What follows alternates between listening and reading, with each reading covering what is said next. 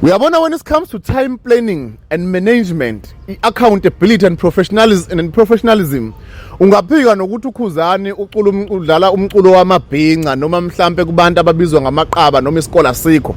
And ngifuna ukuncoma even i-technical team yakho ukuthi imenzela umsebenzi oseqophelele phezulu ngendlela eyisimanga.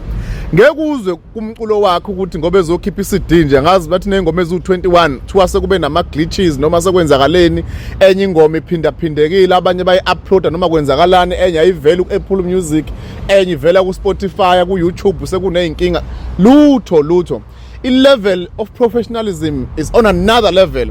And abahlehli even nakuyi-time frame yabona makuthiwe ngomhla ka-19 18 20 21 22 kuzokwenzakala ukuthi isikhathi nayona yonke lento ihamba isemgqeni angeke uze sekuthiwa sekube nama-delays bathi abantu belindele ukuthi ngesikhathi esukuthi sekube ne-delay yosuku noma mhlampe ka-10 hours or 11 hours lutho. Lapha impela ngiyancoma ngiqeda umsebenzi wakhe wenza sure ukuthi usezingeni kanye ne-team yakhe i-management asuke ebambisene na even nakulento yomcimbi igcwalisa spring picnic.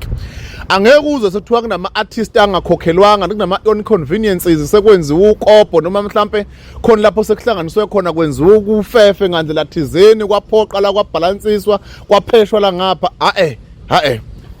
yonke into nje iba in order accordingly. Kusasa ngobe keeper I think around 2 and believe me kuzoba u2 futhi ngempela exactly umculo wakho uyobe usugcwele kona wonke ama platforms ngendlela futhi eqondile without any glitches or any inconveniences.